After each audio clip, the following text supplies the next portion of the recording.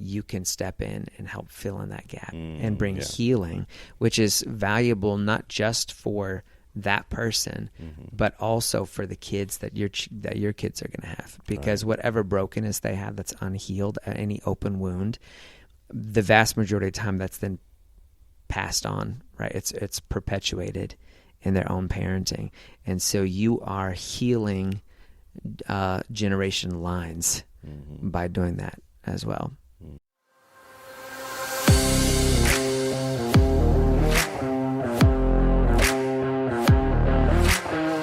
Real Dads Lead. And welcome to another episode of A Real Dad's Lead. I'm your host, Dwayne Smith, and next to me, as always, is my partner in crime, Mr. Matt Hamilton. Good to see you, Matt. You too. How was your weekend? It was fantastic. Yeah. What'd you do? So we had our winter camp, Yeah. and it just went really, really well. It was a 3-day camp. It was a long weekend, and the kids just responded really well to it. We had a renewal theme, so each lesson focused on renewing the heart or soul or mind or strength, and just saw some really great fruit and fantastic conversations come out of it, not just between us and the kids, but between the kids themselves, encouraging and building one another up. And the worship time went really well. Did all your kids go? All my kids went, yeah. Okay. I mean, not separate the lives, baby, right. So, yeah, I have 4 preteens or teens, 12 to 17. And, so they were all present, which I loved, being there with them. And then, so in addition to all that, and it really did go so well. I feel like God is really moving in our youth group right now. But we also did Secret Church, which I thought I had told you about before, but maybe I didn't.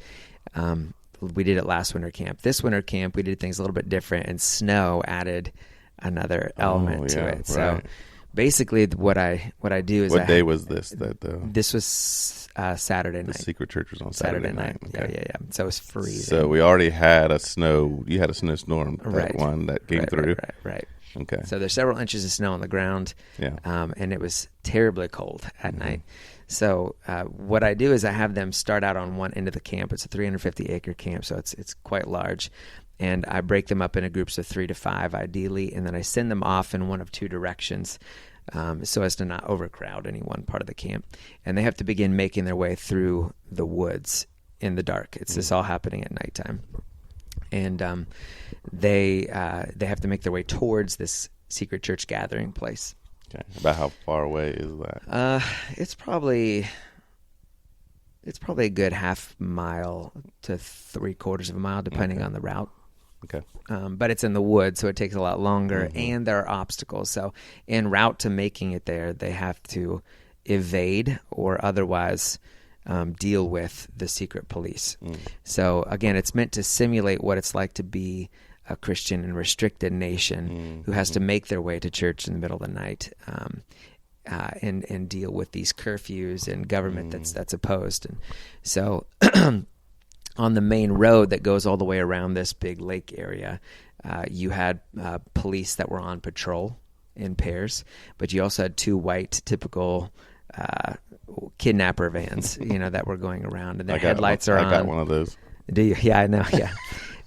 So the kids are constantly trying to evade these headlights, not be seen, and to evade the police that are on foot. And if they were stopped by the police who were on foot, they would pat them down, take Bibles from them, or if they had a phone, they'd demand that the phone be open. They'd scroll through their contacts and they'd write their name down, and before they might send them on their way, or they had the option to arrest them depending on how it went. In which case they would put them in one of the white vans as they came around, and I'll say what happened to them next. But if they bought their story, they could let them go, or they could, confiscate something else from them. I told them, take their jackets, tell them, this jacket's going to look fantastic on my little girl, I'm sure you won't mind, kind of thing. So we had kids showing up in just T-shirts, and they're like shaking by the time we had one patrol officer actually tell the boys apparently that he believed their story, but before they could go, he made them take off their sweatshirt, throw it in the snow, get it all wet, and put it back on before he sent them. Goodness. So they showed up with frozen sweatshirts. And so again, they were. I also told them to be really harsh with them. So they would they were in their face. Kids were saying, like, I could feel their spit, on my face. They were calling them Christian trash. They were the scum of the earth. They were saying things like how foolish they were for believing in a dead God and things like that. The white vans that received the arrested kids also drove around, and we had 4 kids planted in 4 different groups, and they knew that their group was going to be kidnapped. They had a signal to give to the white van that theirs was one of the groups. So the white van would come and they would rough the kids up. Last year, my second son, he was like beat up in the middle of the street. Like they were kicking him and punching him and whatever. So they would take the whole group. They put their heads down between their legs so they couldn't see anything where they were going. And again, they're berating them, whatever. And they take all kids that were arrested or kidnapped to a prison on the other side of the lake. Okay. And they are held in these rooms, and the kids can't escape. We told the planted kids, you can escape if you're able to, in which case you would make your way to the secret church. There was also solitary confinement, so they were put in these solitary confinement cells. Gee. It was amazing. There was one kid that was actually, they were all buying it. I had leaders come up to me afterwards saying, like, they knew all this was going to happen, but in the moment they were like, I don't know what to say. They were really nervous. There was one kid who was a bit overwhelmed, and he's actually on the autism scale. Mm-hmm. Love this kid. He's amazing. And he was arrested. He was with one of my boys in solitary confinement. They decided to put 2 of them in here. This year or this year? This year. He was in there with Kai, and he said, "Kai, I'm really scared right now." He said, "I'm really glad that you're here with me, because the Bible says that where 2 or more are gathered, Jesus is here with it." Yeah, and I was I loved that story. So they were, again, the other thing is we had, I know this is going really long, but I think it's worth it. Good. So the other thing is I had them the prison guards make crosses out of wood and tie them up together. And the kids were given an opportunity to deny Christ. Like, all you have to do is spit on this cross and you can go home. I don't care where you go. You can go home. You can go wherever else. You're totally free to do it. So again, it's very real, for them. Mm-hmm. The prison guards had a fire pit outside where they were hanging out while the kids were in prison. And everything. It's just trying to really set up the scene. Eventually, when the kids get to the secret church building, there's a particular knock that they have to do on one of the doors to be let in. And ultimately, I gave a message on Matthew chapter 10, which is all about persecution, encouraging them to be faithful and not to deny the Lord. And then we had a guy stand up and give his testimony, which was very relevant to youth. And we ended by saying that some brothers and sisters in a nearby village, we've come to the attention that many of them are in need of jackets to make it through the winter. And I asked 10 people to be willing to give up their jackets. I said, I know that many of you have extra jackets at home. Would you be willing to leave your jackets behind, and we'll get them to these brothers over here? I know it means you have to walk back in the cold, but I'd encourage you to make the sacrifice, something like that. And immediately had kids offering their jackets. And so we took in way more than 10 jackets, actually. We were like, what are we going to do with all these jackets? Because we got to walk back too. So, last year I did it. I forgot to do it this year because I was thinking about other things, but blessed the congregation, the kids, before I sent them off. Yeah. So that's how we did it in a nutshell. We have several other elements that we want to add this summer. Because we'll have a lot more opportunity. Well, that's awesome. So anyway. Now, is that a program that you kind of put together, or? Yeah, this one is. I attended one several years ago with my kids, but it was very basic. I don't know what other people do, like how, around wherever. But the one that I attended we simply made our way through a wooded area to a building. Mm-hmm. And when we got there really wasn't anything that happened. Yeah. But it was still exhilarating, because we heard the police talking and whatever on the road. And there was no like kidnapping or anything like that. But it kind of got my wheels spinning, you know. And both years at camp, kids have just responded so well to this, and they never forget it. Oh, the other thing that we did is we talk about how that it's how difficult it is to come across a Bible, but God wants you to know His Word, and so we actually have a new Bible, and we cut it up and we divvy it out between the people, something that they do in other countries as well. And they'll take it for a month, they'll memorize it and bring it back and switch. And in this way, people become familiar with the scriptures. So we have kids still walking around today from last year's camp with that piece of, that page from the Bible as a bookmark or in their clear case phone, or up in their room or on their desk or things like that. Cool. Yeah. Now, did you, you've got experience because you were in the mission field yourself, but did you do some reading? Like how some of these the scenarios that you're speaking of, that what was kind of your source material for some of that? Yeah, I mean, since I was in high school, when I was in high school, I started to encounter some persecution. When I believed, when I was a freshman, I immediately started sharing the gospel, lost all my friends. I received several death threats, and things got pretty crazy in high school.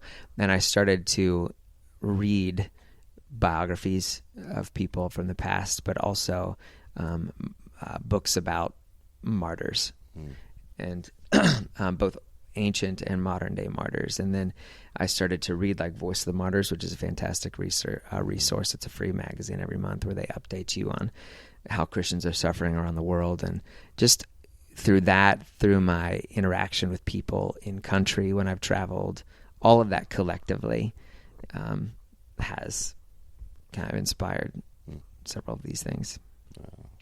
Wow. That sounds like fun. A lot of fun. Yeah, it is. That's awesome. And the camp was 2-3 days? What was it? 3 days, yeah. 3 days. And how far away? Like just an hour or 15. Something else. Well, and your kids enjoyed it, I'm assuming? They really did. I saw a lot of growth in them. And then yesterday at church, they came back, and the youth, except for the teaching part, the youth led everything. Okay. And they did a really good job. Again, like you just saw a lot of maturity and growth there that was exciting to see. How many kids? At camp? Yeah. At camp with adults, it was 131. So I don't know exactly the breakdown there, but. Yeah, sounds fun. Well, that kind of, there was a thing in the reading that we did. So we're going over the next chapter 23 in the book Stepping Up, A Call to Courageous Manhood. And that's entitled The Qualities of the Patriarch, I think.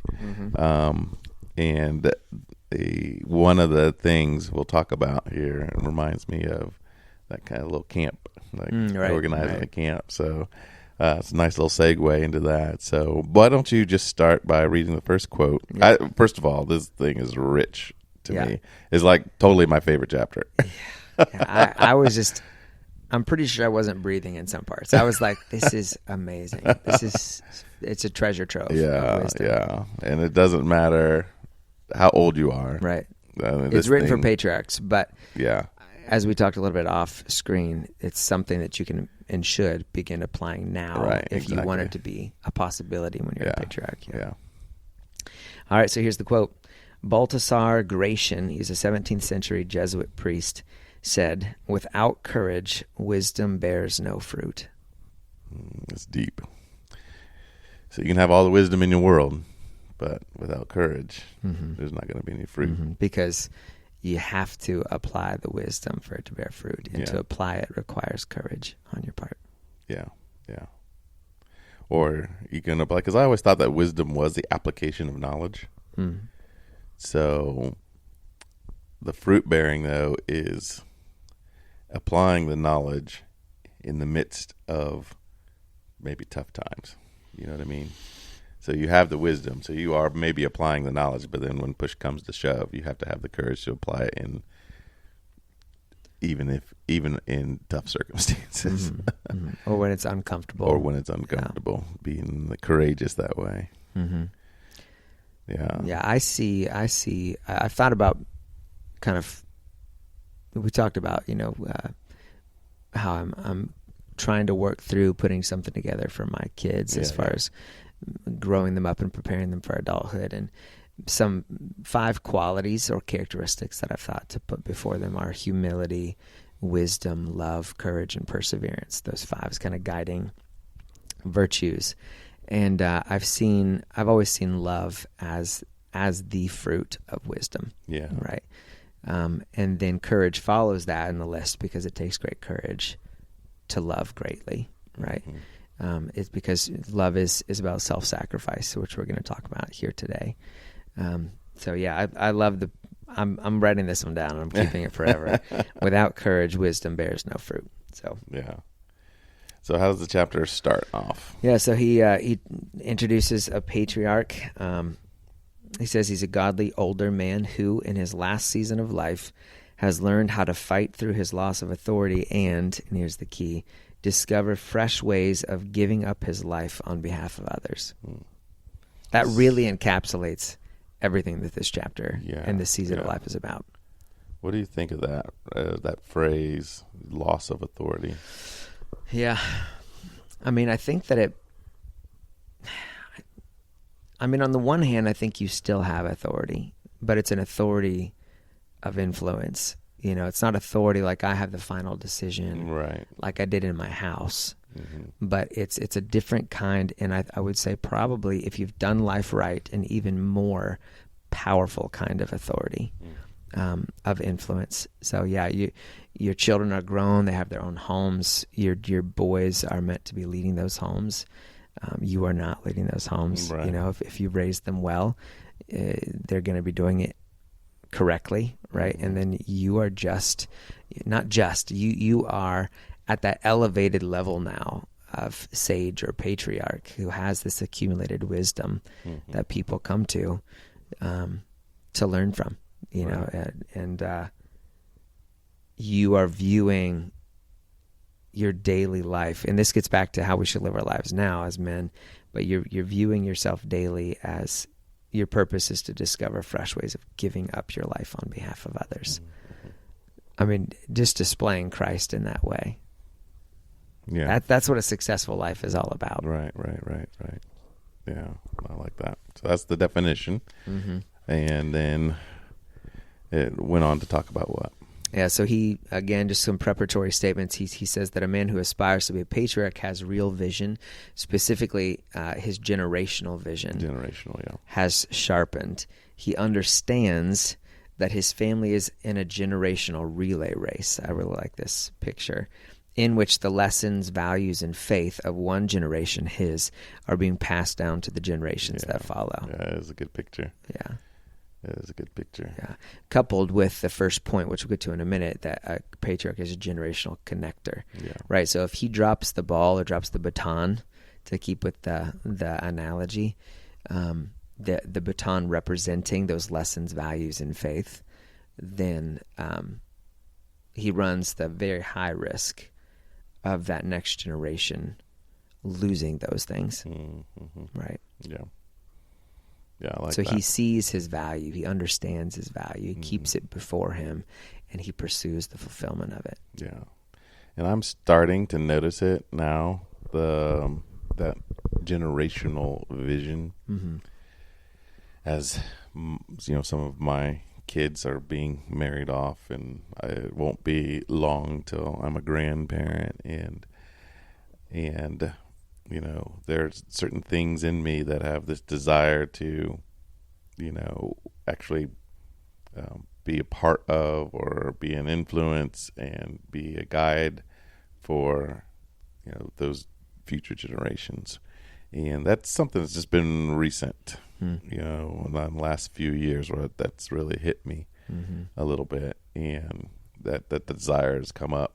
Before, you know, was mostly living just for my immediate family and you know, trying to impact them, but not thinking of even further down, like the things that I do. And this is kind of why this applies to people who are not patriarchs yet, that eventually you will be one. So the things that you are doing now will set you up to be one of those stronger patriarch figures. Yeah, but you don't think of it when you're in the midst of it.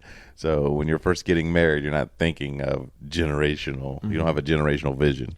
When you first have your kids, you don't have a generational vision besides that first generation, your one kid, Right.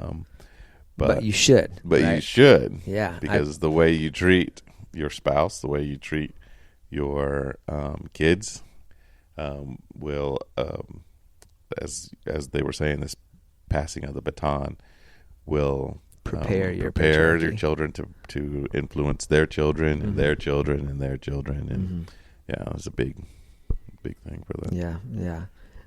A dad and I this weekend had a conversation. He's another youth leader as well, about the wisdom in developing your vision for your family right now. While your kids are still in the home, where do you want to be in your relationship with them?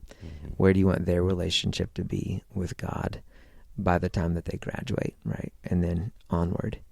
And if that's once you identify that, then working backwards and asking, okay, how do I get there? What do I need to implement or drop, in my life right now, in our family life right now, to make sure that comes about? I think there's a ton of wisdom in that. Yeah. So then he went on to give some points or some. So he said in his conversation with successful patriarchs throughout his time in ministry, 3 primary qualities have emerged from those discussions. Okay. The first, we'll just run through all of them real quickly, but this part one. I don't know about quickly because I got some. Well, no, I'm just going to list the 3. Okay, list. But we're not going to talk about all 3 today. Yeah. The list is that a patriarch is a generational connector. The second, a generational influencer. And the third, a generational intercessor. Yeah, okay. So we're going to talk about a generational connector today. Yeah. So a patriarch understands the power of love and relationships, and he deliberately builds relationships with his family in every direction, right? And we'll talk more about what that means here in a minute. Nobody's left out, essentially. Right. He's very deliberate to build relationships and connect relationships in every direction. Yeah, okay. I like that. And how do we do that? He gives several things here. Some of the... Okay, so some good thoughts here at the beginning. He's proactive in loving imperfect family members. Okay. You have thoughts on that? Yeah. Let's hear him. To me, that is primarily, everyone has imperfect family members. We ourselves are imperfect family members. Right. And everyone has their own ideal of what their family members should be like, or right. Which is typically more like you. Typically more like you. Yeah, exactly. That's what you want. Right. That's what you're thinking, rather than God has made them unique. Right. And I'm not talking about sin here. On one hand, imperfect can mean 2 things, right? Yeah. It can be there's a sin issue here, and I still need to love them. But there's also a quirkiness or strange, issue here, and I need to love them and celebrate that this is how God's made them to be, not see it as a annoyance in my life, because they're not more like me. That's true. Which do you think is more difficult? I think it depends.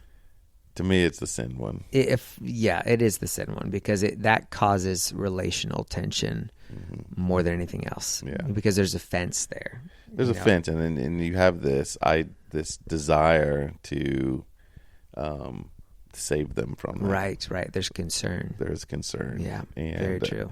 It's hard to give them over to God in that, or into their sin, because you want to save them from that. And then it's also hard to set boundaries depending on what the issue is. You're talking if they are outside the home now, or inside the home. Okay. Either way, with patriarchs, generally they're outside the home. Right.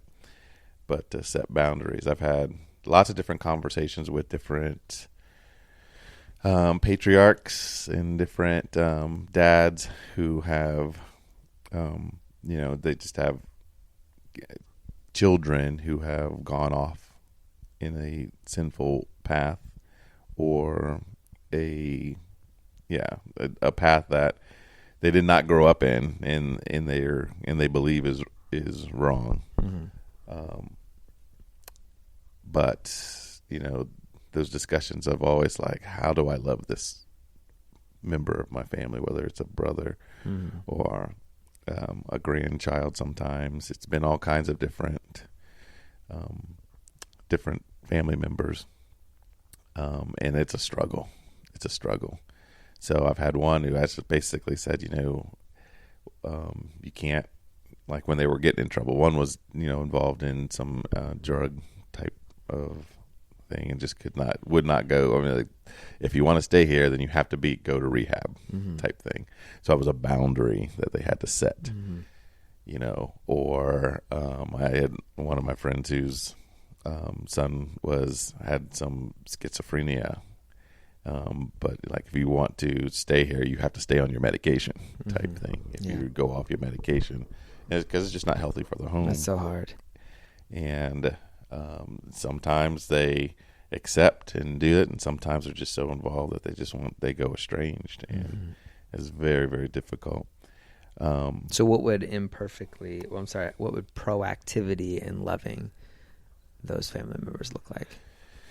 Yeah, and before it gets to that point, I'm not exactly sure what it looks like. What do you think it may look like as far as? I mean, as long as there's contact. Yeah. You mentioned estrangement, but as long as there's contact, as long as you can make contact, even if they're not responsive, Mm-hmm. I think it could look like some of the stuff you mentioned later of writing notes, writing letters, sending them texts, Mm-hmm. to let them know that you're loving them, Yeah. kind of slowly breaking them down if Right, they're not right. responsive, so that there's just never a question in their mind Mm-hmm. that in your mind they are loved and they are valued. Right. So And then, of course, prayer. because if there is a distance, then in their mind it will start to, especially the demonic forces will probably just be like, they don't love you. They don't love you. Right, exactly, yeah. So you're replacing those lies with truth. Yeah, exactly. And the distance is getting smaller and smaller, ideally, between you and them, Yeah. and between them and God. Right. Yeah. Yeah, I think that is key.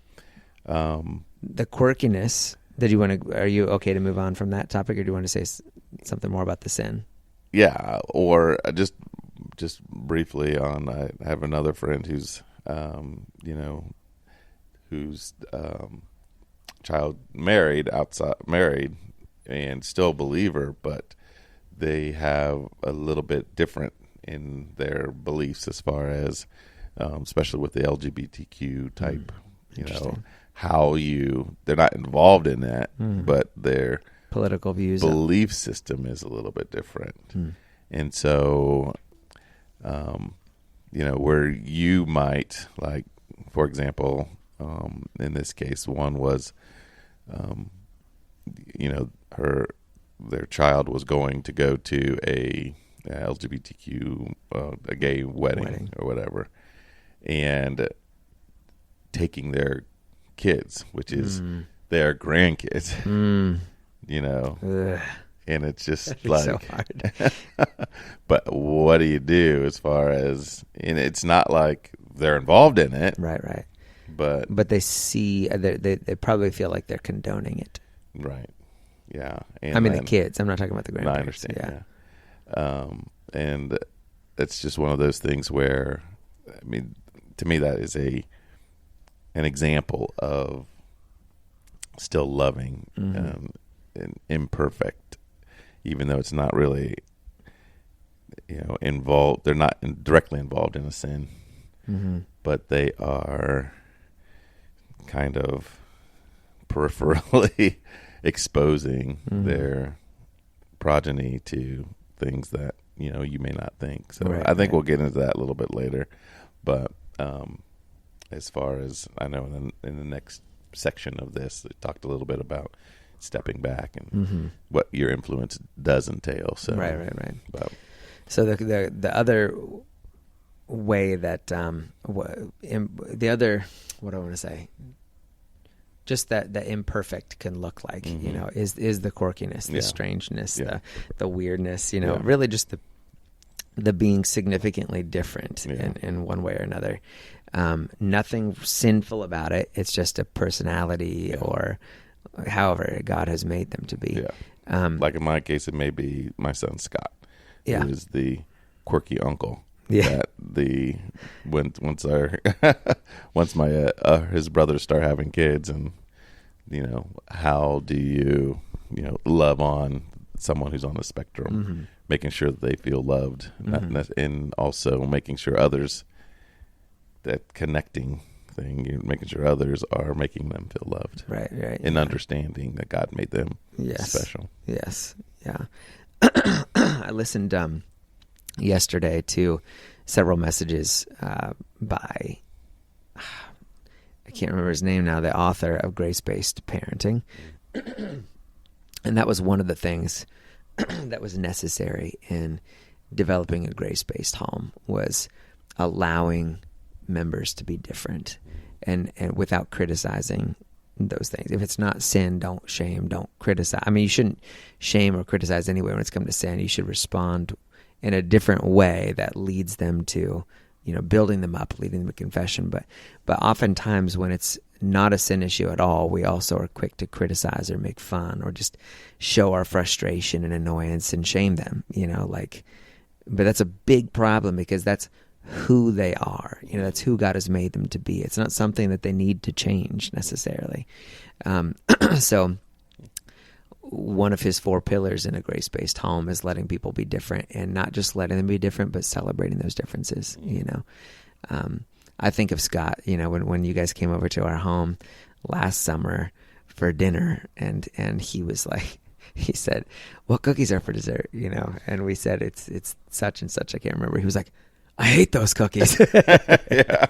I mean, we didn't take offense to it. Right. It was this is who Scott is. It's not something that he can, that he can really control. And we decided to embrace that and laugh, with him about it. And I just loved that moment, because again, he's accepted and he's loved, by the people that are around him. And every family member, without question, has something about them that isn't necessarily a sin issue. But if you're not okay, or if you're not careful, it can really get to you. It can get under your skin, which probably equally says something about you and a sin issue that you have. So yeah, imperfect, or being proactive in loving imperfect family members, making sure that they have no question in their heart that you love them and you value them. All right, I'm going to challenge you, and I'm going to challenge any parent out there, dad out there, who has a certain idea of what things should look like. For example, how clean your room should be. And then you have a son or daughter who is more holistic thinking and doesn't have these tendencies of making sure that everything is perfect. Is that, and that's, to me, that's not a sin issue. It's a preference. But there are, or is not being organized a sin? I think there are flaws and there are sinful flaws. Okay. Like every strength is a weakness, right? So my not, like, if I have a strength, with those strengths, there's going to be weaknesses, right? But those weaknesses aren't necessarily sins. It's just that if I want to be more of a whole person, I need to work on those weaknesses. I see. You see what I'm saying? Yeah. And I think that would fall into that category. I think that ultimately, and again with grace and patience, because it's not a sin issue, helping them become more organized is going to benefit them in the future, but it's also going to benefit their relationships. I mean, how many times do you hear in marriage counseling, he leaves his clothes all over the floor, or, she doesn't pick up after herself in the kitchen, and I come home and it's a bomb, or whatever it is, Right. those things, they're not sin issues in and of themselves, but they are things that are going to affect your life and your relationships. Well, let's take that a step further, a generation further, or the kids are older. Now they're married, and they're married to someone who is maybe not a good housekeeper. And they weren't ever a good housekeeper, so their house is always a mess. And you're coming over as a parent, and you've got this other. Is that what we're talking Into about? somebody else's home, you're saying. You're a guest. You're with a guest. your kids. Yeah, it's your kids. You're in their home. Oh, you're in your kids' home. Gotcha. And they were always unorganized when they were growing up. They married someone who's not super organized. So you go over there, and their house is not how you would have your house, for example. Now you don't have the influence of training them or whatever, but loving that imperfection, or is that a quirkiness? I think I wouldn't worry about it if they're both content. I wouldn't worry about it as long as that there's not stress. Like if there's stress and they don't know why they're so stressed, for example, or they have children who inevitably are going to be different than them, who they are also stressed, and they can't figure out what's going on. Oftentimes that disorganization is part of the feeling overwhelmed, and so that in that case, I might bring it up and I might say, kind of like listen well, and say like, try to hear, like, do they feel like they just can't catch up, and do they feel like, you know what I'm saying? And if that's the case, then I might throw out, among other things, that suggestion. I think I fall under that category as the unorganized person. And my dad, for example, and my mom, they are very neat and very organized, and so when they come over to my house, your mom's like, let's get to work. Let's get to work.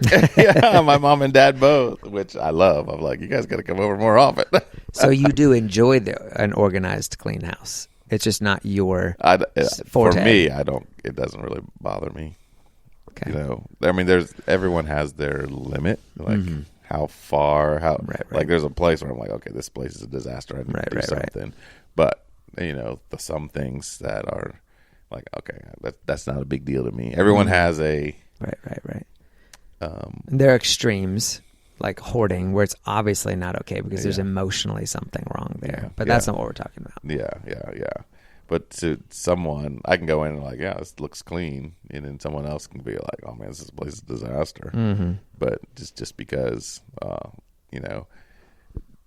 they're dusting every single day, or they're doing all kinds of, where it doesn't bother me to have spots on my windows when my shades are down. I don't really care, type thing. With other people, it is a big deal. So, but we're getting off topic just a little bit. But I just wanted to me, that is a non-sin issue. That is an imperfection that you have to just accept and be patient with, or just like just accept this is who they are, and it's not my job to change them necessarily.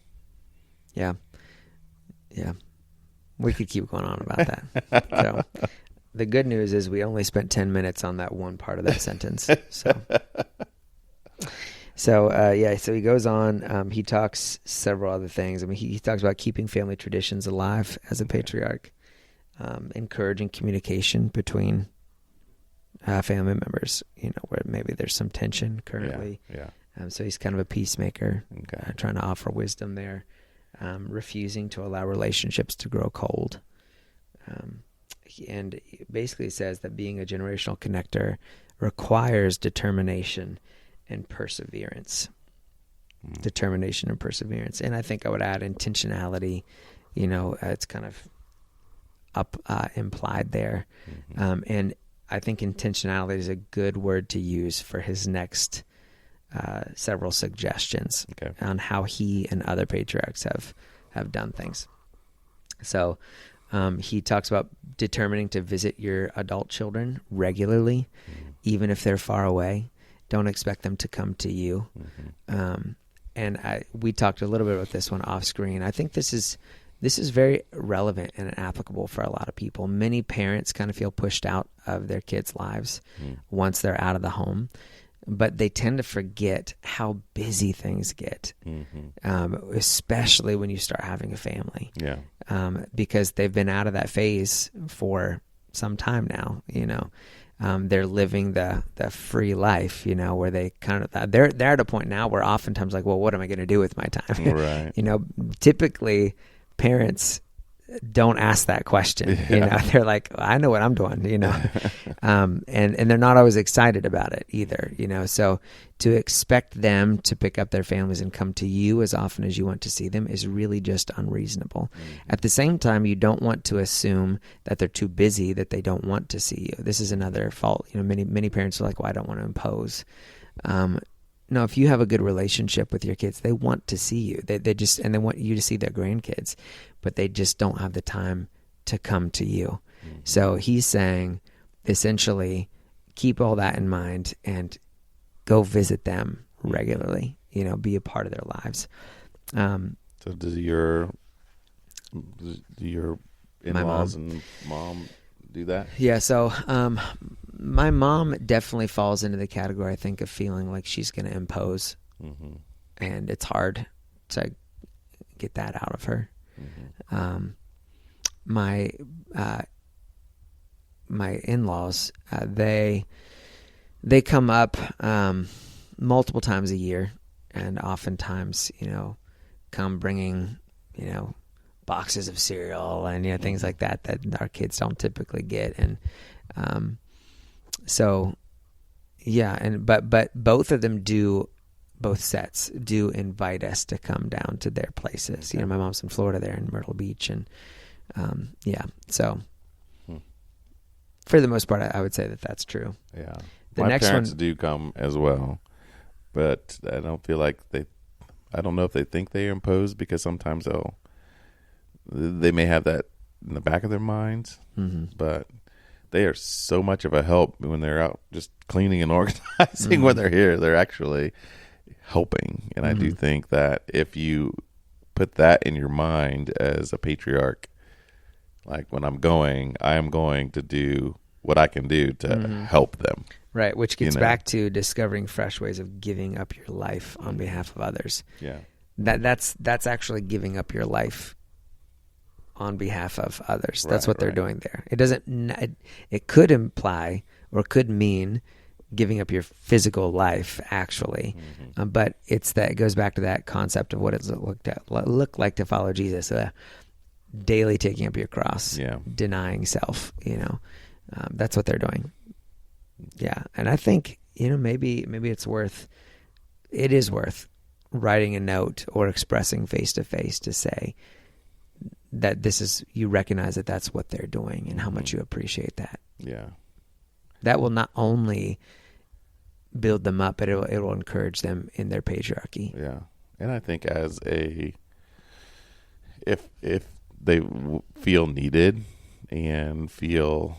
We talked about this on another podcast, as far as being able to let them know what they can do to help out. So as a son or daughter, when they are coming, hey, can you help me with this? I mean, as a dad of adult children, anytime they ask me for advice or for help or whatever, I'm right there for it, and I'm looking forward to helping them. And that way, that imposition that they may feel will go away if you're able to get them to involved. Or whatever. If you're asking. Yeah. It's not like just tag along, but you want.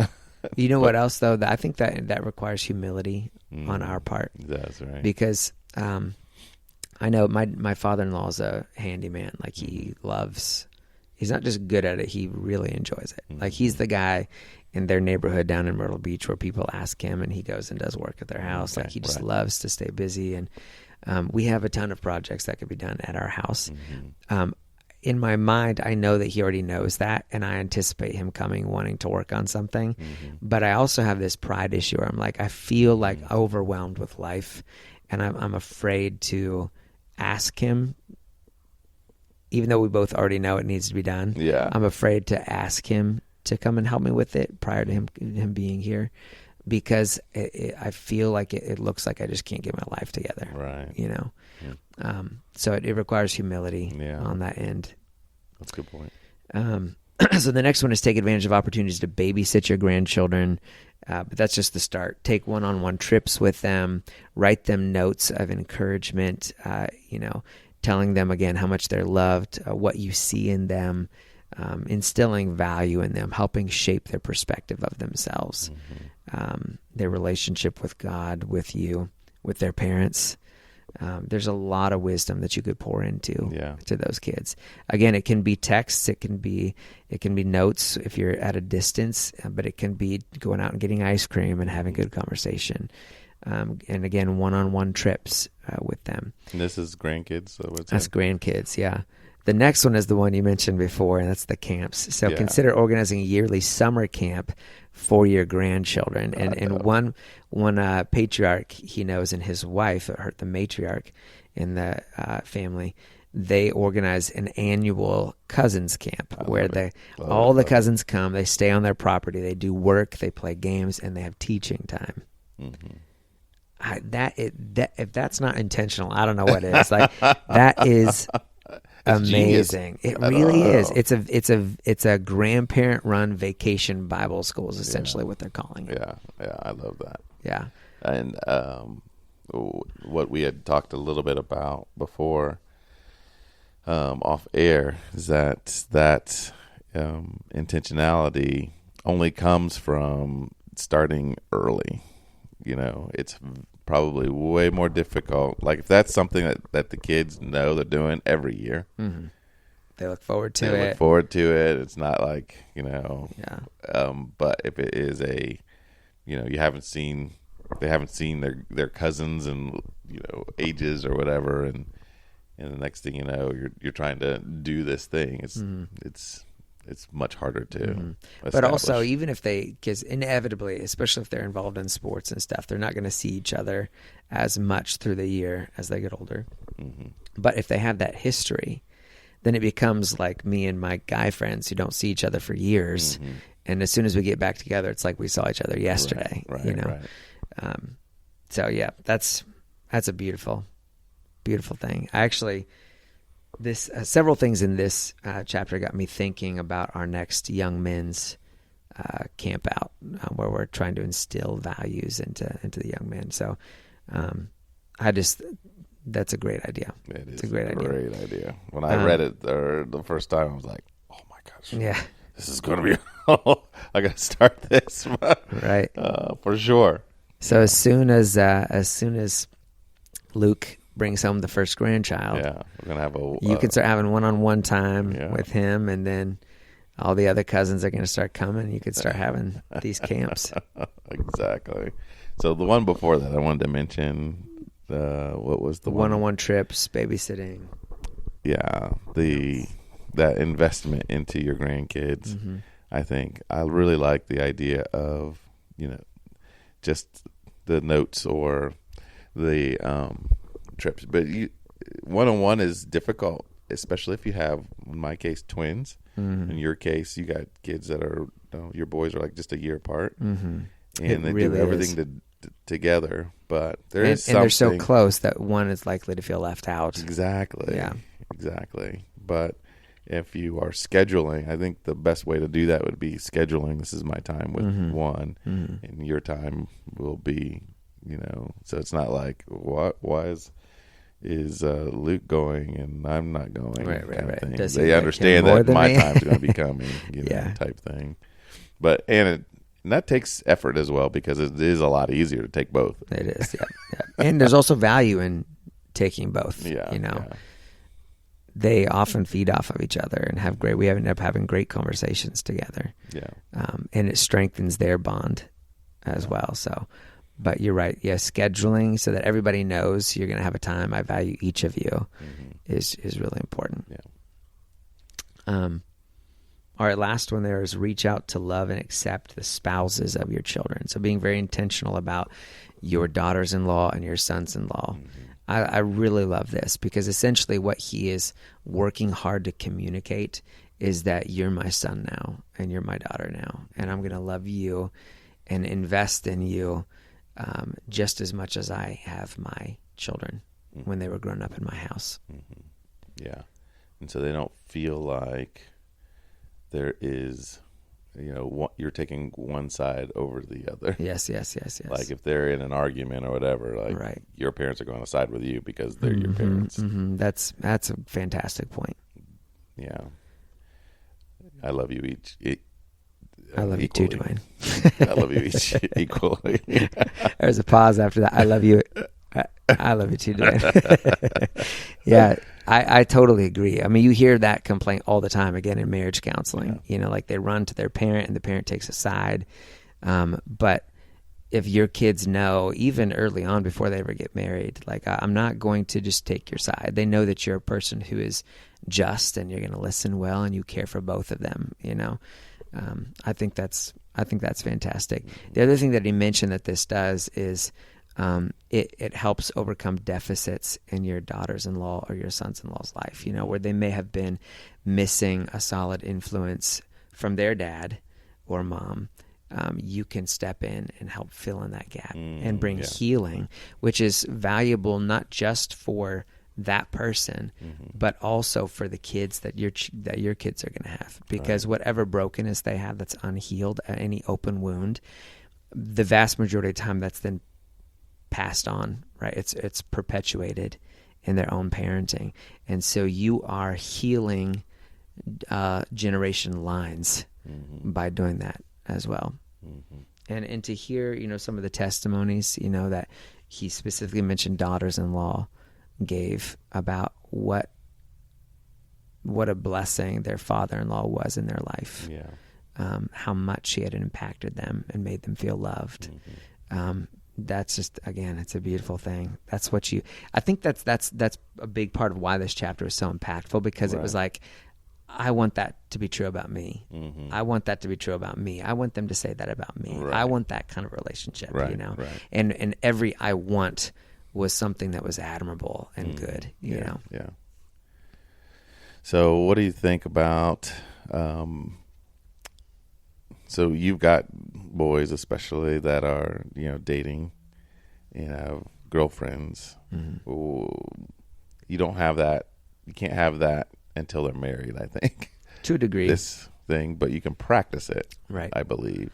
Yeah. In like how I'm going to treat, or, because you can still have an influence. And I know that, sometimes your a son or daughter will be dating someone else who have, lost a parent, or they're dating someone who's got a divorce situation, or they're single parent homes or whatever. And they need a dad to step in, or they need a father figure, even though they're not actually married. So they're not an actual daughter-in-law, but you can start practicing some of those things of encouragement and things.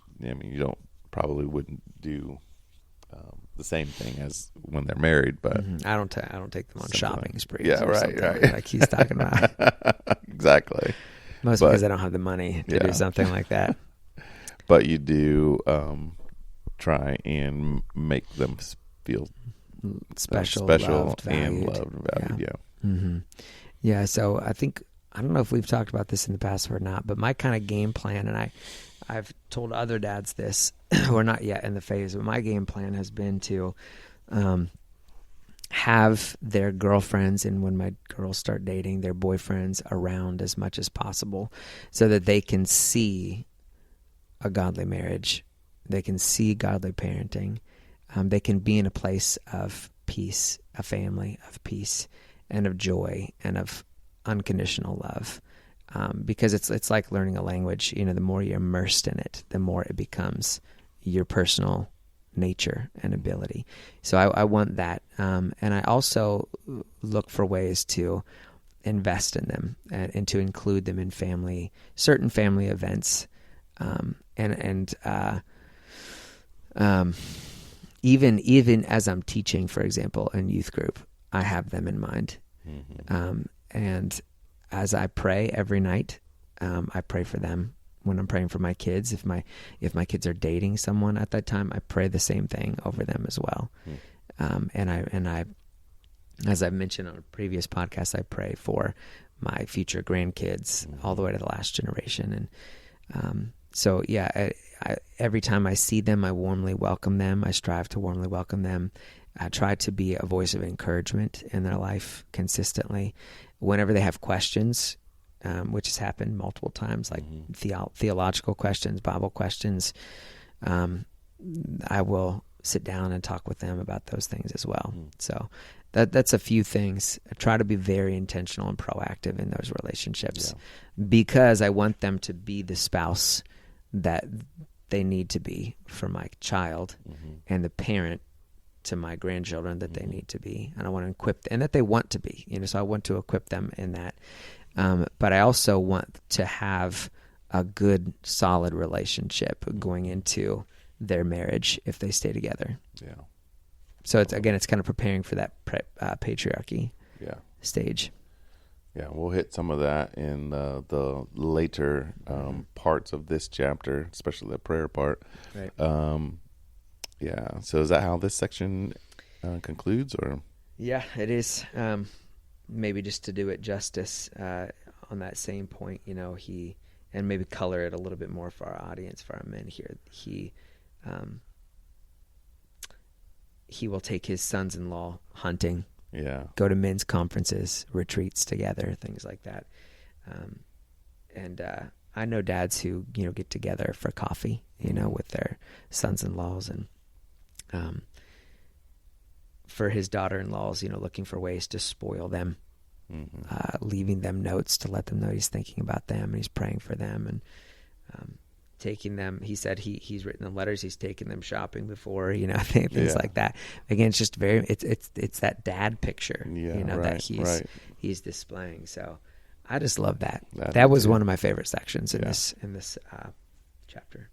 The only thing I would warn any dad or patriarch looking at this is you can't outshine your husband. So that's true. Husband, that's true. You're going to have to make sure that that they know, your son knows what you're doing, and to make sure that your daughter-in-law is not like, oh man, your dad treats me way better than you do. That's really good advice. Which again, preparing for that patriarchy stage, that looks like teaching your boys now how to treat your wife, and having a solid relationship with them where they don't feel threatened in any way, and in fact, they probably anticipate you doing those things, for their wife or vice versa. Yeah. I love it. So, all right. There's so much vision, so much hope in this chapter, so much inspiration. I love it. It was a fantastic chapter. It was. Thank you, and Dennis. It is, and we're going to continue it next week. Next 2 so we'll points. Get it's a 2-part chapter for us, I think, in this. So, all right. Well, let's go ahead and conclude this and take her out of here. That's the 3rd podcast in a row. I'll be honest, it still hasn't stuck for me. I've been using it all the time. Always remember that real dads lead.